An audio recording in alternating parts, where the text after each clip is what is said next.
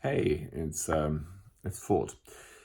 Slightly different setting, and just thought I'd share some thoughts with you.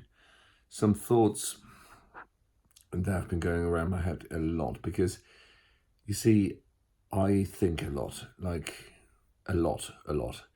I constantly kind of compute things. I look at things, and I can't help but looking at every detail of something, whether it's a screws in a light switch and the dust on it, or the every pixel on a screen. It's like that's why I like things that are not very busy. But this is not so much about that. It's I think about things a lot. I think about situations a lot where I have a one-to-one tomorrow with my boss, and I'm thinking, what the meeting will be and what could I say and how he will be reacting. And then I find myself playing these things through in my head as a like um like a film, uh it's just like a simulation. And sorry, personal interest. There was an episode where it's just a computer kind of simulation. Spoilers. No, there was an episode in personal interest that was really awesome. Just sprang to my mind. This is how my mind works. There's so much crap in it, and so many random connections. That when I watch back some of these videos, and I'm thinking nobody's gonna get what I'm talking about in this instant because I haven't provided context. It's in my head, and there's about 10 things happening in my head right now, and you kind of I'm struggling with it. So hence why there's attention deficit issues, as in find it hard to concentrate for prolonged periods of time and need to take loads of breaks. And I also need to be aware of my compulsion to kind of overthink the same kind of situation or the same kind of topic too much. So let's say you have a one-to-one with your boss, and you're worried about it. For me, that is amplified many times because I'm thinking about everything, and I'm playing it in my head, and I'm recognizing myself kind of being stuck in a bit of a loop, and I'm thinking, shit, how do I break out of this? And it's really difficult without help sometimes, and it's really difficult to kind of not get yourself into that situation in the first place. So I'm thinking, how can I stop myself from thinking so much? And sometimes you get down quite a dark path, and it's because of my friends and because some of the techniques maybe I've learned that kind of help stop that. And some people have it maybe a lot worse, and sometimes my skills fail me, and then I'm who do you reach out to? And there are places you should definitely reach out to if you're in a situation where that spirals and you're thinking, I'm kind of getting to a point where I'm having a meltdown or something like that. And it's very hard to manage those things, but with a bit of help and a bit of, I guess it gets easier if you're older, and you kind of develop techniques to kind of do it. But a lot of the stuff that people have recommended, like CBT this and mindfulness that, I don't know, I find it hard. I find it really hard. And I don't feel that it's necessarily working for me, but it doesn't mean that it's not working for you. It just means you got to try some stuff and see whether it works. And then you got to try stuff that doesn't hurt you. And I'm thinking drugs, for example, are probably not the right approach for me. And I don't really want to. I've never really taken drugs. I've taken a bit of, smoked a bit of weed um, and that stuff. And it's like being drunk. You're kind of out of control in a way, and I don't like that very much. So I guess it's hard when you have repeating thoughts in your head and you're thinking, I need to stop thinking so much about it. Like a positive situation, that's nice. A negative situation that you're dreading, not so much. And I know a lot of people who, have depression. I know people who are generally quite anxious, and I can very much relate to that. And I think it's a common, according to a book about autism I've been reading, it's a very, very much the top of the list for people with autism, because at least for me, this over processing of information is constant, and it's very easy sometimes to get into a loop. Now, I want to clarify something. I'm going to try clarifying something. It's somebody who's neurotypical might be overthinking something. It's not, isolated to people with autism, but it's different because I may not have the same thought processes that lead to it or during it. So it's a different kind of overthinking. And I think this is why I'm struggling so much when people don't talk to me. So if you tell me you're running late or you're not going to make that meeting, that's a social situation or professional situation even where you go like, oh, that's not nice.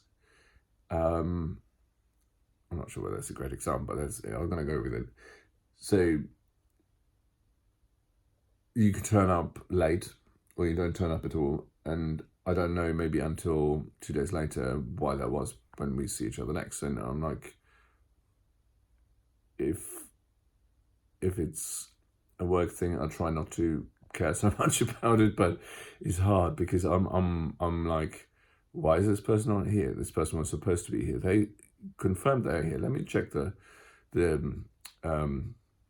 response, and yeah, they definitely said they're going to be here. So what has happened? And imagine that just a lot more kind of over the top, I guess, and then you kind of get the gist as a neurotypical person what that might feel like. You know, as a neurotypical person, you probably just, I didn't make it.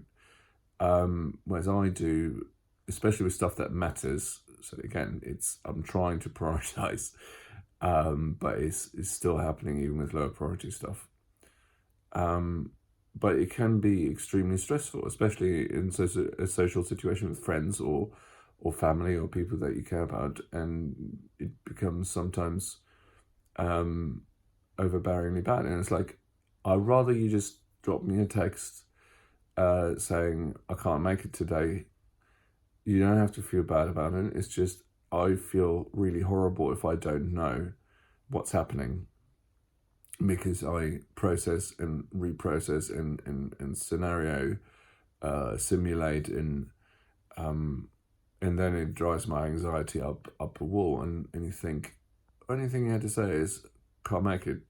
I don't need to know why. I don't need to know that you're sorry or that your dog ate your homework. I just need to know that it's not going to happen. And I think if you take it to a very personal extreme, you say, okay, like intimate, sexual contact with your partner. I understand. Is that the right way to put it? I understand from the conversation I had and the materials I've referenced that it's a social nightmare. It's like, how do I tell my boyfriend or girlfriend that I don't want to be intimate with them? Well, it's very easy. You just say, I don't want to have sex right now, or I don't want to have intimate contact. And for a lot of neurotypical people, I believe, from what I've picked up and understand, is they have a problem with it. And it's like, why is that a problem? I don't necessarily have a problem with not knowing what's going to happen, but it's, it's helpful for my own sanity to know what's happening, and it stops me from overthinking, if that's the right way to describe it, and I don't think I'm communicating this right. It helps put my mind at ease, and it stops me from going down a road where I'm over processing information and, overthinking things. So, what advice can I give you if you suffer from the same situation? I haven't found anything particularly helpful. It's the environment, and it's about communicating this requirement to the people in a situation. So if it's your family, friend, loved one, it's easy because they want to know, and they may not understand it. But if you say, look, I'd rather you tell me something, like you're not going to talk to me for 3 days because you're going to go and, I don't know, soul search or whatever, that's fine. I just, that's obviously with the context of that other person expecting kind of, or the normality, the routine being regular, more regular communication or something. So whatever, it's about being very clear and straightforward and being specific, because I think if you're not specific, that can be really difficult. So if you're a neurotypical person hearing this, and you think, what do I do? Well, be specific and be straightforward. That's really it. And as a non-neurotypical person, I'd say make sure that the people that you care about or that matter for you in a social or professional context know this, because if they don't know this, then they're not gonna be specific, and they just think that you're I don't know, they don't get the context. So you don't necessarily need to provide more context. You just need to say, please always be frank and straightforward and tell me,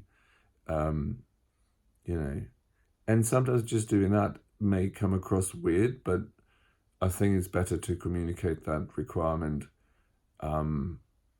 to set the scene, and to just let them know that that's how it is. And people, especially in a professional context, I find can be receptive to it. They might still judge you. They might still be like, God, what the hell? But it helps, and we need to say it. We need to be able to say it. You need to be able to communicate effectively, and that means setting out your shop and saying, this is what I need you to do. Can't force people, so light touch. But there you go. So they're my thoughts on thinking. There's a lot more behind this, but that's certainly a good starter.